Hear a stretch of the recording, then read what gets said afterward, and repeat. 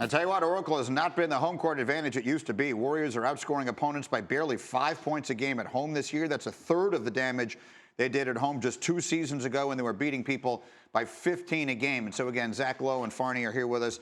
And so, Zach, as we look at Golden State, I think the way I want to phrase the question, because we'll see Denver take their shot tonight. We're talking about Houston, how good they've been, Oklahoma City. Do you consider the Warriors vulnerable on a level that we did not expect going into the postseason this year? Did not expect, yeah. I still don't really think they're vulnerable. Like Warriors versus Field, I'm still taking Warriors. But every time you think they've sort of settled in, they go on a little like 4-4 over their last 8, and then something happens. Like the Kevin Durant, Steve Kerr thing was weird. It was just weird. Like don't be sarcastic like that in front of the microphones about your coach. Just feels like their culture is a little fragile, and we'll see what happens if they get punched in the mouth a little bit in the playoffs. Fragile, but yet fixable at the same time. Sure. And in particular, I would say at the defensive end of the floor, this has not even been close to the same Warriors team that we've seen. And now they've rested some guys down the stretch with sore knees and things like that. And, you know, this is a team that if they're going to win and dominate in the postseason, and the conversation coming from Steve Kerr yesterday is that we owe this to our fans, we have to close this building outright as they get set to move across the bay. This is a team, and there's not many, where you can flip the light switch and say, okay, let's put it aside and let's get this done, because a majority of the roster has been there.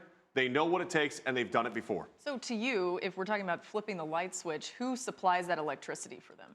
I just think it's collective defense, right? Yeah. Defense is the end of the floor where I think the switch really triggered. Like their offense is fine. Defense is just effort, tenacity, and like Draymond is, I think, had an underrated defensive season. I think he's been very good, but everyone else will perk up a little bit. Well, the conversation here and other places earlier this week was how DeMarcus Cousins had become a defensive liability. Jalen did a really nice job of demonstrating in some areas. That night they got blown out by Boston, whatever it was, Tuesday of this week or Wednesday, showed how they made him into a defensive liability. Does that concern you at all going forward? Sure, and it's not a surprise. I mean, he's never been a great in-space defender, and he's coming back from the worst injury you can suffer, and he's a big guy. So it's not a surprise, and teams are going to attack him in the playoffs all the time, but they have the depth to, and it's just going to be uncomfortable. Like, is he going to be okay if Steve Kerr says, hey, tonight's 15 minutes, that's it. You don't get to close the game. And so tonight, again, on ESPN, we have Denver and Golden State, and one game separate them. And if Jalen was here, because Jalen has been on the Denver bandwagon in a huge way for a very long time, when I asked you to name a big threat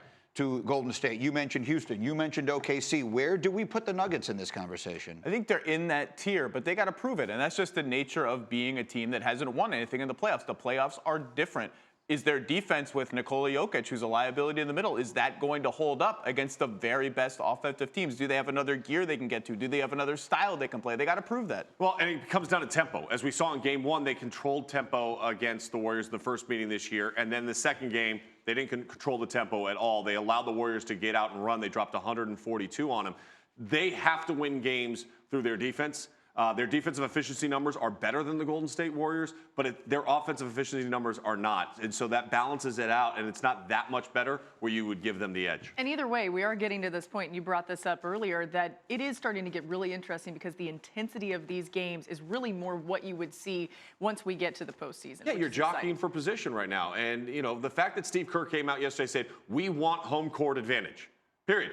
Okay, well, let's see what kind of effort. I would anticipate that tonight in this building, you're going to see outstanding defense, and the Warriors are going to win this game. And once again, you heard Zach Lowe say earlier he would still take Golden State against the Field. So good to have you here. Thanks a million for coming by. Anytime you want, that seat is available for you. Pleasure. Now,